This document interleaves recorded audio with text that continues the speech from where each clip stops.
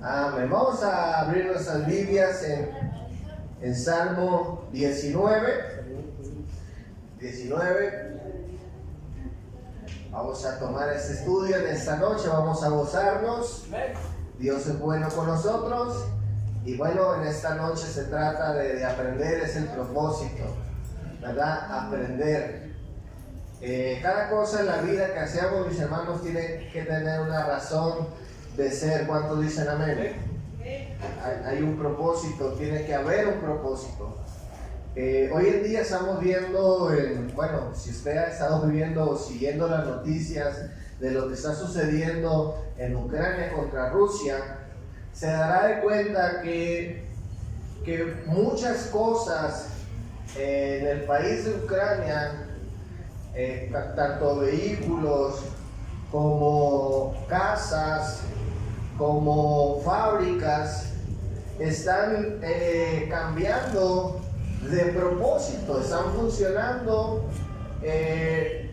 bajo otros propósitos. ¿Cuántos dicen amén? Por ejemplo, ahorita en una ciudad, Mariupol, si no lo pronuncio mal, es una refinería, y en este lugar están refugiados algunos civiles y también gran parte de la última resistencia en esa ciudad, ¿verdad? Parte del ejército están refugiados en ese lugar. Ahora, este lugar, mis hermanos, no se hizo para el combate. Este lugar no se hizo para el conflicto bélico, pero hoy en día está funcionando como tal, así como otras cosas que han estado cambiando, fábricas, bodegas que hoy en día las usan para ocultar el armamento, vehículos que no son de guerra, los están utilizando para la guerra. Todas las cosas que puedan utilizar y que sirvan para este nuevo propósito, que es ganar la guerra, pues lo están utilizando. Ahora, mis hermanos, esto es algo muy interesante, que las cosas, mientras transcurre el tiempo, puedan cambiar de propósito. Algo mismo o algo similar, está sucediendo con la comunicación, con las palabras. Estaba leyendo hace un tiempo atrás un libro acerca de precisamente de la palabra de Dios. Este libro se titula Inspirado por Dios, y hablaba, mis hermanos, de cómo la comunicación hoy en día está cambiando de una manera muy tremenda. Se dice, mis hermanos, que es una cantidad enorme las palabras que hoy en día se están escribiendo en las redes sociales, pero gran parte, mis hermanos, de esas palabras que se están publicando, que se están exhibiendo a través de las redes sociales, casi, mis hermanos, el 98% de estas palabras carecen de sentido. Son chistes, son burlas, son comentarios hirientes, son memes, son muchas cosas, mis hermanos, que al final del día no edifican, no comunican nada. Ahora bien, mis hermanos, las palabras escritas o las palabras dichas tienen un propósito, y esto es comunicar algo, ¿verdad? Comunicarnos entre nosotros para que haya una conexión, ¿verdad? Ese es el propósito de las palabras, pero este propósito muchas veces se va olvidando, se va haciendo a un lado. Y yo quiero predicar en esta noche un estudio bíblico relacionado precisamente a las palabras, pero no solamente a las palabras que nosotros hablamos, sino relacionadas a las palabras más importantes que el ser humano pueda leer y escuchar, y eso es la palabra de Dios. ¿Cuántos dicen amén? He titulado a este sermón El propósito olvidado de las Escrituras.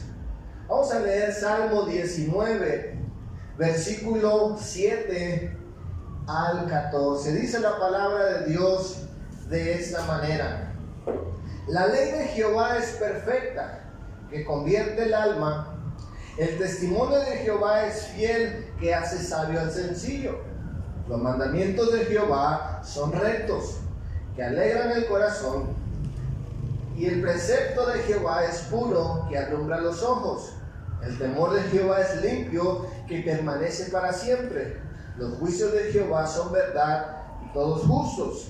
Deseables son más que el oro, y mucho más que el oro afinado, y dulces más que la miel, que la destilada del panal. Tu siervo es además amonestado con ellos, en guardarlos hay grande galardón. ¿Quién podrá entender sus propios errores? Líbrame de los que me son ocultos. Reserva también a tu siervo de las soberbias, que no se enseñoreen de mí, entonces seré íntegro y estaré limpio de gran rebelión.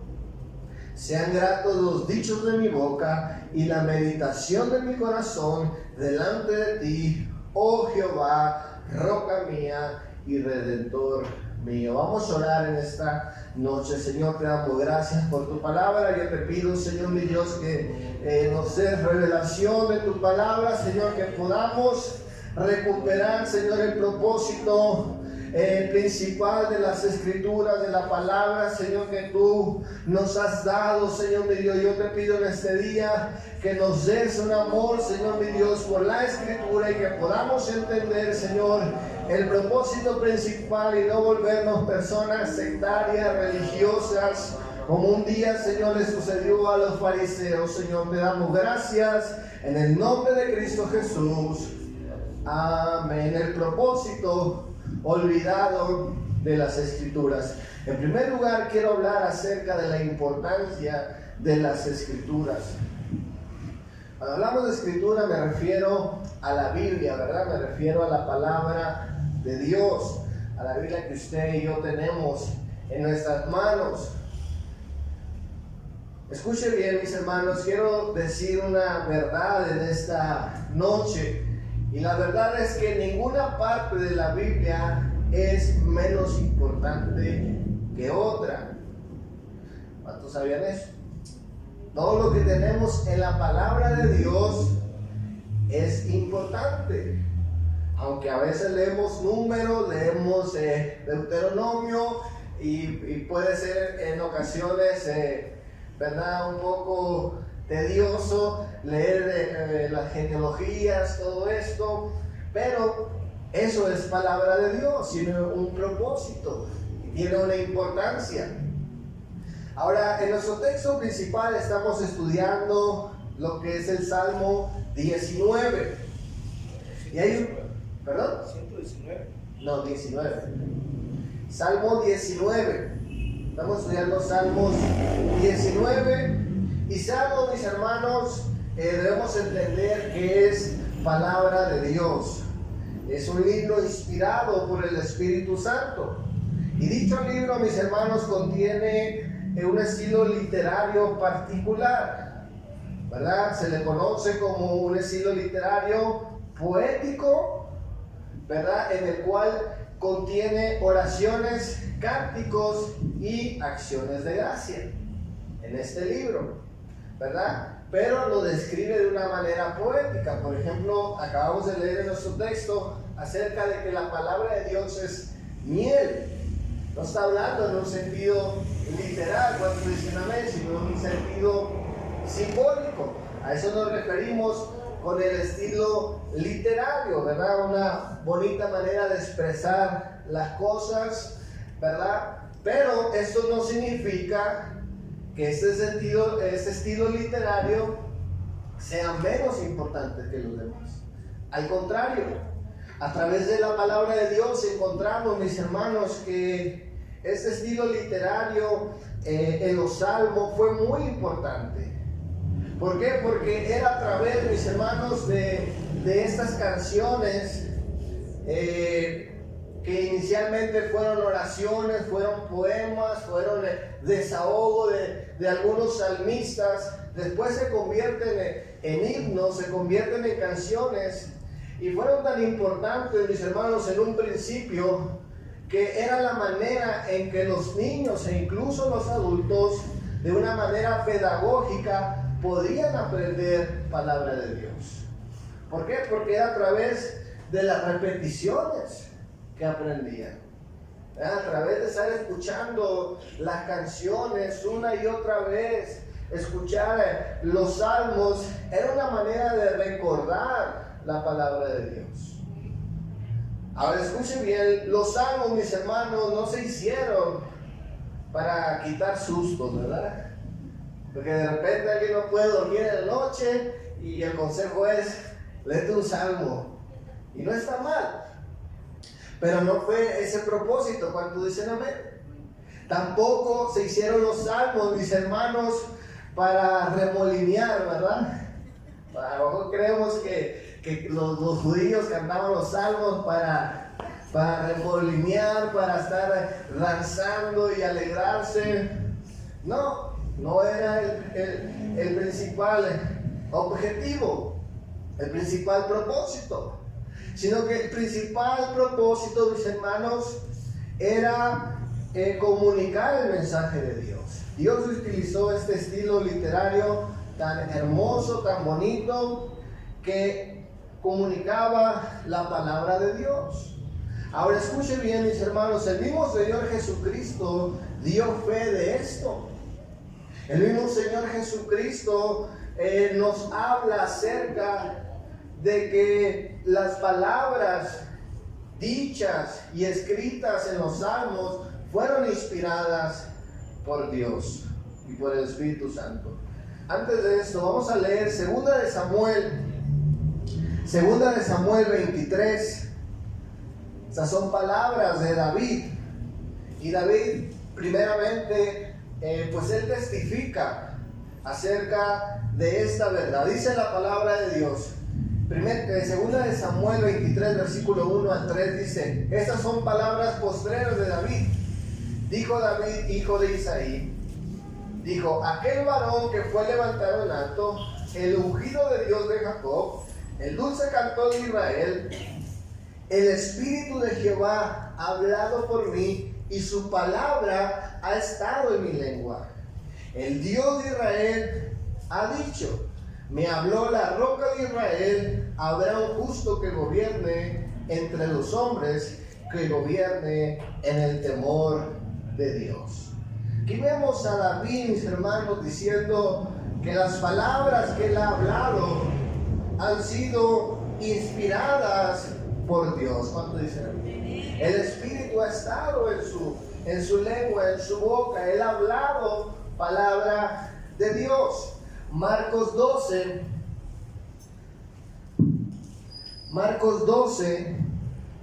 versículo 36, nuestro mismo Señor Jesucristo confirma esto. Marcos 12, 36, dice la Escritura. Desde el versículo 35 dice: enseñando Jesús en el templo decía: ¿cómo dicen los escribas que es el Cristo, el hijo de David? Porque el mismo David dijo por el Espíritu Santo, dijo: el Señor a mi Señor, siéntate a mi diestra hasta que ponga a tus enemigos por estrados de tus pies. ¿Cuántos leyeron eso? Dijo David por el Espíritu Santo. Aquí vemos al Señor Jesucristo confirmando esta gran verdad. Vayamos a Hechos 1, versículo 16. Los apóstoles, o más concretamente el apóstol Pedro, también, mis hermanos, confirma esta gran verdad. Hechos 1, versículo 16, dice la Escritura: varones hermanos, era necesario que se cumpliese la Escritura en que el Espíritu Santo habló antes por boca de David acerca de Judas, que fue guía de los que aprendieron a Jesús. Una vez más, aquí la palabra de Dios nos dice, mis hermanos, que el apóstol Pedro en este caso confirma las palabras de David como palabra de Dios, como palabra inspirada e incluso como profecía. Dice, bueno, no lo vamos a leer, pero si quiere apuntarlo, en Hechos 2, versículo 25 al 35, también se menciona otras palabras de los salmos y confirman esta gran verdad. Vamos a leer también Lucas 24, nuevamente nuestro Señor Jesucristo. Lucas 24, versículo 25 al 27. Dice la Escritura: entonces le dijo: oh insensatos y tardos de corazón para creer todo lo que los profetas han dicho. ¿No era necesario que el Cristo padeciera estas cosas y entregara su gloria? Aquí vemos, mis hermanos, versículo 27, y comenzando desde Moisés y siguiendo por todos los profetas, les declaraba en todas las Escrituras lo que de él decía.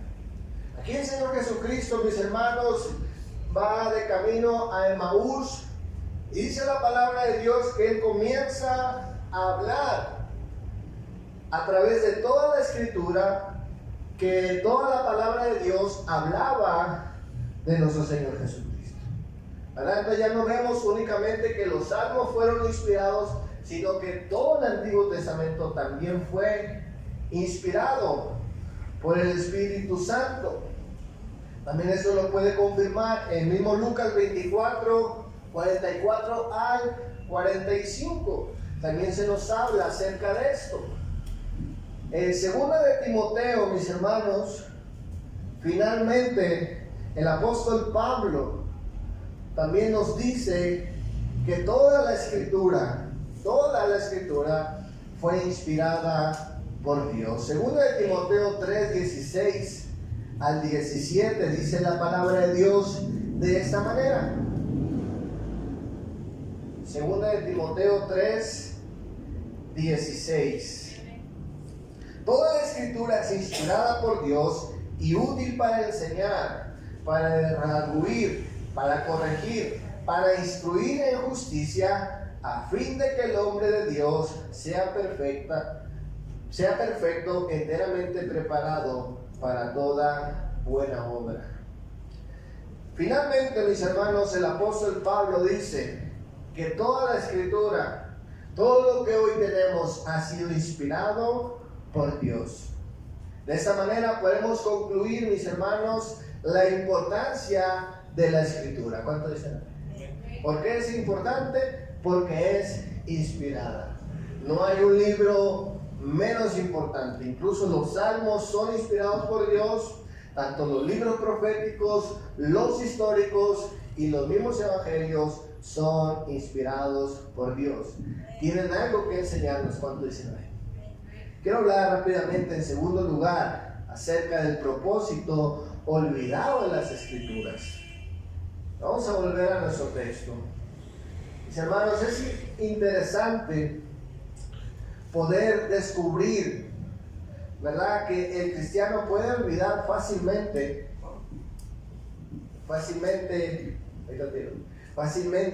las Escrituras, ¿verdad?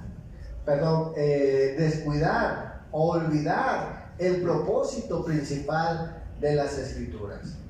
Hoy en día está bajo ataque, principalmente a la inspiración divina de la Escritura. Mucha gente ya no cree, mucha gente ya consulta otros libros apócrifos tratando de añadir cosas, tratando de argumentar con otros libros ajenos a la palabra de Dios. Y vemos, mis hermanos, que esto está bajo ataque. Ahora bien, mis hermanos, la palabra de Dios en el Salmo 19, versículo 7 en adelante, nos habla, mis hermanos, que David tenía tan en alta estima la palabra de Dios. La escritura, mis hermanos, para él era tan relevante que él menciona 5 aspectos de la palabra de Dios. Y esos 5 aspectos que vamos a analizar juntos, todos estos 5 aspectos, mis hermanos, unidos componen el propósito de las Escrituras. Y vamos a estudiar rápidamente esos 5 aspectos de la Escritura. Ahora, mis hermanos, es importante estudiar esto, porque estoy seguro que ninguno de nosotros queremos convertirnos en personas religiosas. ¿Cuánto dicen? No queremos convertirnos en una secta. ¿Cuánto dicen? No queremos caer como los fariseos, los saduceos, que conocían la palabra de Dios, pero dudaban de la Escritura. O conocían la Escritura, pero añadían cosas raras que ni ellos mismos podían explicar. Por eso se convirtieron en sectas, se convirtieron en movimientos religiosos sin poder. ¿Cuánto dicen amén? No pudieron entender los tiempos, así que yo creo que no queremos caer en eso. ¿Cuánto dicen amén? Por eso hay que recuperar el propósito de las Escrituras. Número 1, vamos a ver en nuestro texto, versículo 7, dice la Escritura: la ley de Jehová es perfecta, que convierte el alma. Entonces, número 1, vamos a ver que la palabra de Dios, la ley, convierte el alma. La ley, mis hermanos, era la enseñanza que está en el Antiguo Testamento.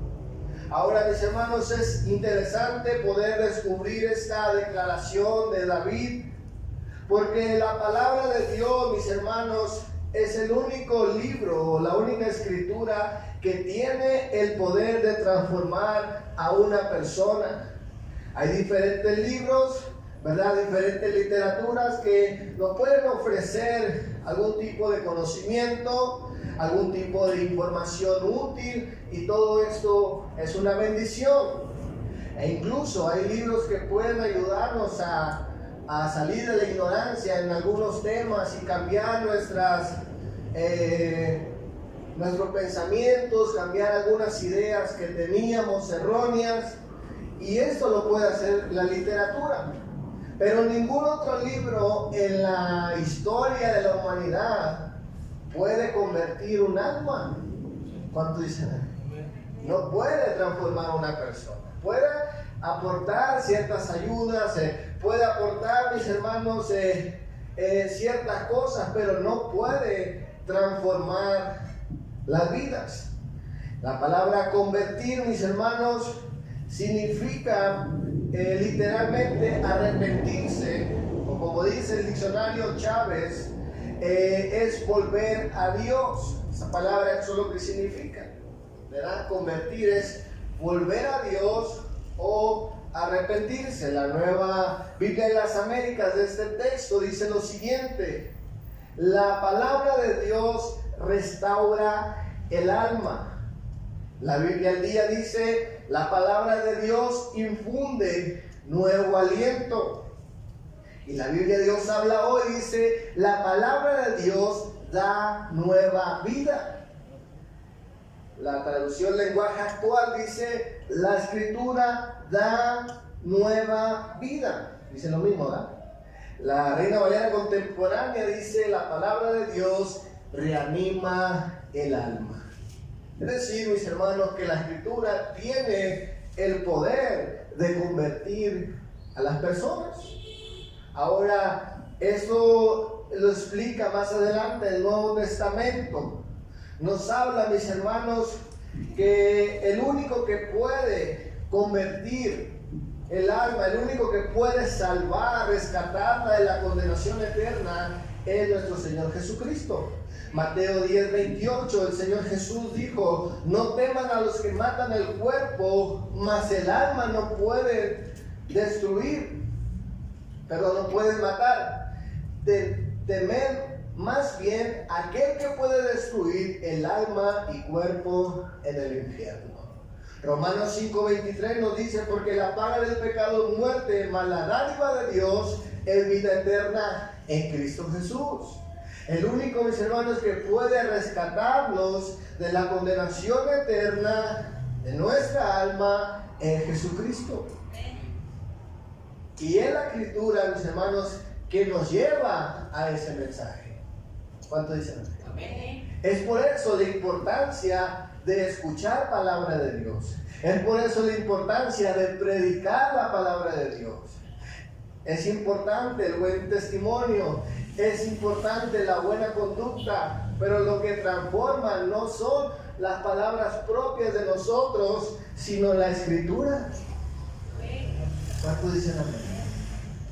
Estamos, usted y yo, frente a un libro de poder que transforma la vida. ¿Cuántos dicen amén? Tiene esta capacidad de convertir el alma. El Señor, mis hermanos, nos da esperanza a través de su palabra. Seguramente, la palabra de Dios, mis hermanos, tiene el propósito de hacer sabio al ingenuo.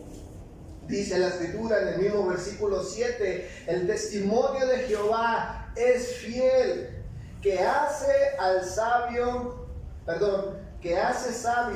al sencillo. Esta palabra, mis hermanos, testimonio, se puede traducir también como mandamiento de la ley. Según el comentario Vine, dice que este vocablo se refiere específicamente a los 10 mandamientos. A los 10 mandamientos. En otras traducciones también lo traduce como mandamiento. Y aquí está hablando, mis hermanos, acerca de los 10 mandamientos. ¿Cuántos conocen los 10 mandamientos? Éxodo 31, versículo 18 nos habla, mis hermanos, acerca de que los 10 mandamientos fueron escritos por la mano de Dios, ¿verdad? Esto fue escrito de parte de Dios y esto cumplía con un propósito. Hace un tiempo atrás leí un libro que se llama 10 palabras que dan vida, y me gustó mucho un comentario que la escritora hizo acerca de los 10 mandamientos, y ella se preguntaba ¿por qué es que el Señor, nuestro Dios, por qué es que no les entrega los 10 mandamientos en Egipto? ¿Por qué es que tienen que hacerlo en el desierto? Y una de las cosas que declara ella es que si el Señor les daba los 10 mandamientos donde eran cautivos, ellos ¿cómo iban a poder servir a dos amos? Bueno, iba a tener un conflicto ahí. En cambio, dice ella, el Señor se esperó a que ellos salieran de la cautividad, y en el momento en que ellos eran libres, entonces iban a poder obedecer. ¿Cuántos dicen? En otras palabras, mis hermanos, esto tiene que ver con nuestra conversión. Cuando nuestra vida es salvada, nuestra alma es salvada, como dice, hablamos en el primer punto, después vienen las demandas para nosotros. Ahora, esas demandas que el Señor nos hace en su palabra no son una carga, ni tampoco son imposibles de cumplir. Esos mandamientos, mis hermanos, ahora los tenemos porque podemos cumplirlos. ¿Cuántos dicen? Ahora que somos libres. Cuando estábamos en el pecado no podíamos cumplirlos. Ni siquiera conocíamos palabra de Dios. Pero ahora que somos libres en Cristo, ahora, mis hermanos, podemos atender a las demandas de nuestro Señor. ¿Cuántos dicen? Hoy estos mandamientos son parte de nuestra ética como cristianos. Forman parte de nuestras vidas. ¿Cuántos dicen amén? Ahora, la palabra de Dios dice que el resultado, mis hermanos, del testimonio o de los 10 mandamientos es que dice la Escritura, hace sencillo al sabio. El diccionario lo define de esta manera. El diccionario bíblico dice que la persona sencilla es una persona ingenua o ignorante. John MacArthur comenta lo siguiente, dice, la palabra en hebreo para sencillo se refiere a una puerta abierta, porque las personas ingenuas se les veía como si tuvieran las puertas de la mente abiertas de par en par, que permiten que les entre de todo sin discernir nada, pero nada se les queda. Esto era para el judío una persona sencilla, una persona que tenía las puertas de su mente abierta ¿verdad? Que fácilmente se le podía engañar, era una persona ignorante. Y la palabra de Dios nos dice que los mandamientos del Señor hacen del ignorante una persona sabia. ¿Cuántos dicen amén? Le da sentido a nuestras vidas. Podemos relacionarnos con respeto a los demás si respetamos los mandamientos de Dios. ¿Cuántos dicen amén? Eso es una realidad para nosotros. La traducción Peshitta de ese texto dice: los mandamientos del Señor hacen sabio a los inmaduros. ¿Cuántos inmaduros hay aquí? Muchos hemos atravesado por esa inmadurez, incluso espiritual. Pero la palabra de Dios que nos va a dar ese crecimiento. ¿Cuántos dicen amén? Amén. La palabra de Dios, mis hermanos, es transformadora. Nos va mostrando una y otra vez que el propósito de la Escritura, mis hermanos, es traer poder a nuestras vidas. Poder que no nos da otra literatura ni otras cosas en el mundo. La tercera cosa que dice nuestro texto en el versículo 8 nos habla acerca de los mandamientos. Dice la Escritura, versículo 8: los mandamientos de Jehová son rectos, que alegran el corazón. La traducción lenguaje actual nos dice: las normas de Jehová alegran o ponen feliz el corazón. Escuchen bien, mis hermanos, la palabra de Dios no solamente, ¿verdad?, son palabras vacías, son cositas ahí que el Señor pone, sino que todo lo que compone la Escritura, mis hermanos, son mandamientos, son preceptos, y en este caso, aunque usan los mismos sinónimos, nos habla, mis hermanos, acerca de normas. Ahora, ¿cómo es que una norma puede alegrar el corazón?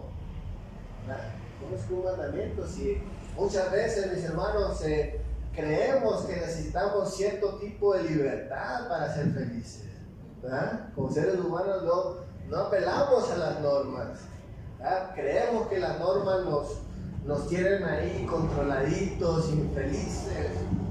Pero increíblemente la palabra de Dios nos dice que no pasa esto con la Biblia. Alguien, mis hermanos, que tiene esta postura ante la palabra de Dios, pues bueno, como dice la palabra de Dios, no les ha amanecido, ¿verdad? No tienen al Espíritu Santo, no están siendo felices, o están, mis hermanos, confundiendo palabra de hombre con palabra de Dios. Por eso es que no son felices. ¿Cuánto dicen aquí? Dice la palabra de Dios en Salmos 119, versículo 109 al 112. Lo voy a leer en la Reina Valera contemporánea. Dice la palabra de Dios, 119, hoy sí es el 119, versículo 109 al 12. En la Reina Valera contemporánea dice la palabra de Dios: mi vida está siempre en peligro, pero yo no me olvido de tu ley. Gente malvada me ha tendido trampas, pero yo no me he apartado de tus mandamientos. Tengo tu palabra como herencia eterna, porque ella alegra mi corazón. De todo corazón me dispongo a cumplir tus estatutos siempre hasta el fin de mis días. Escuchen bien, mis hermanos.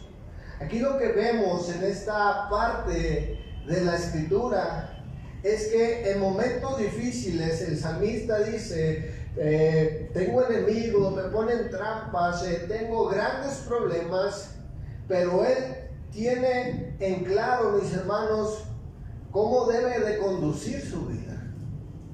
Porque muchas veces en momentos difíciles perdemos el norte. ¿Cuántos dicen? Estamos confundidos. Pero este hombre, mis hermanos, sabía que en medio de la dificultad, obedecer lo que él había leído o escuchado en la palabra de Dios le iba a hacer feliz. medio del peligro, en medio de los problemas. ¿Cuántos dicen amén? Ese es el consuelo para el cristiano. Cuando vivimos, mis hermanos, apreciando la palabra de Dios, no vamos a ver los mandamientos de Dios como una carga, sino vamos a obedecer por nuestro propio bien. ¿Cuántos dicen amén? Quiero ir a cuarta cosa, el precepto alumbra los ojos. Dice la palabra de Dios, versículo 8, ahí mismo, versículo 8 dice la escritura. Volvemos a Salmo 19, versículo 8, dice: el precepto de Jehová es puro, que alumbra los ojos. Eso también se puede traducir como órdenes divinas, es decir, obligaciones que el cristiano tiene. ¿Cuántos dicen amén? La palabra de Dios, mis hermanos, nos recuerda nuestras obligaciones. ¿Cuántos dicen amén? Amén. Ahora, esta palabra, mis hermanos,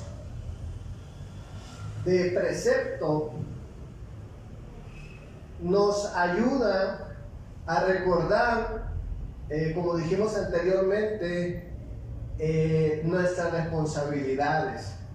La palabra de Dios, mis hermanos, nos enseña que usted y yo tenemos bendiciones, pero también responsabilidades. Tuvimos una serie de sermones acerca de las responsabilidades del cristiano. Y por ejemplo, se nos habló acerca de la oración, de congregarnos, de evangelizar, de ayudar a la obra de Dios. Y todas esas obligaciones, mis hermanos, definitivamente son para nuestro propio bien. El resultado de obedecer y atender a nuestras obligaciones, dice la escritura en nuestro texto, que el precepto de Jehová es puro, que alumbra los ojos. Escuche bien, dice la palabra de Dios en Salmo 119, versículo 108. Dice la escritura: lámpara es a mis pies tu palabra y lumbrera mi camino. Escuche, nunca vamos a saber la importancia de la luz hasta que estemos a oscuras. ¿Cuánto dicen? Ya la puedes encender. Ya la puedes encender. Nunca vamos a entender, mis hermanos, la importancia de la luz hasta que estemos a oscuras. ¿Cuánto dicen? Hasta que no tengamos un problema. Pero nuestras responsabilidades, nuestras obligaciones nos van a encender la luz en momentos oscuros. Vamos a estar claros. ¿Cuánto dicen amén? Imagínense que el día de hoy se desate una persecución. De alguna manera nosotros ya estamos disciplinados a hacer la voluntad de Dios, a orar, a evangelizar. Ya no se nos va a hacer difícil saber cuáles son nuestras responsabilidades. No vamos a decir, bueno, ¿y ahora qué hacemos? ¿Verdad? ¿Ahora qué cambiamos? ¿Qué modificamos? No, ya sabemos nuestra responsabilidad. Y eso se convierte en una luz. Yo recuerdo, mis hermanos, hace algunos años estábamos en la pachanga, ¿verdad?, con los amigos, y queríamos ir a un table que estaba cerca de donde estábamos, pero no teníamos vehículo, no teníamos nada, pero andábamos enfiestados y queríamos ir para allá.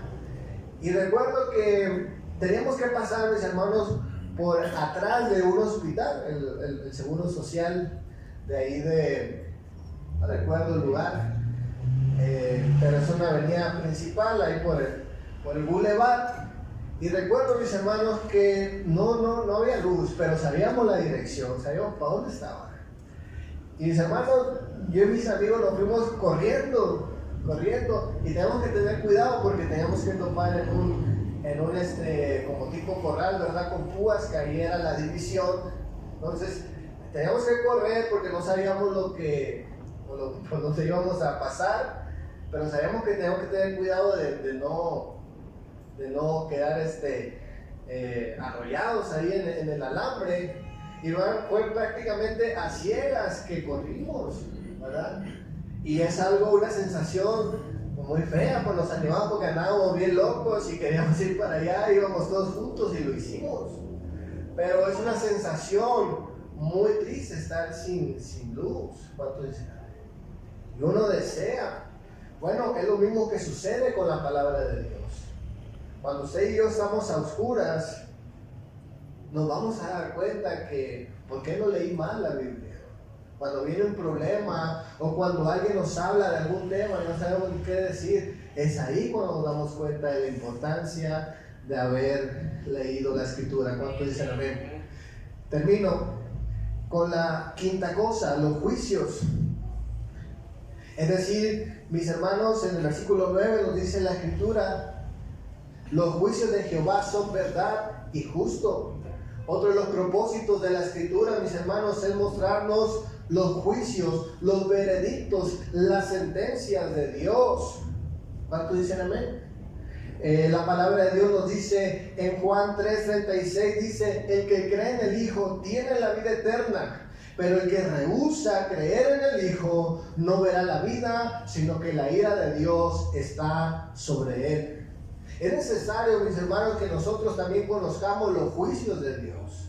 Sí, la palabra de Dios está llena de esperanza, está llena, mis hermanos, de bendiciones, de promesas, pero aquí la Escritura nos dice que no debemos olvidar que la palabra de Dios también nos muestra sus juicios. Y dice la Escritura, son justos y son verdad. ¿Cuántos dicen amén? Hay cosas que el Señor ya estableció. La Escritura nos dice que la paga del pecado es muerte, mas la dádiva de Dios es vida eterna en Cristo Jesús. El Señor ya estableció eso y es justo para Él. ¿Cuánto dicen? El Señor no va a cambiar sus juicios. Quiero concluir en esta noche, mis hermanos. Me quedan 3 minutos. Quiero concluir con el tercer punto: volver al propósito de las Escrituras. En nuestra Escritura, mis hermanos, vemos al salmista, ¿verdad?, diciendo todo lo que es la palabra de Dios para él, todas las 5 cosas que estudiamos.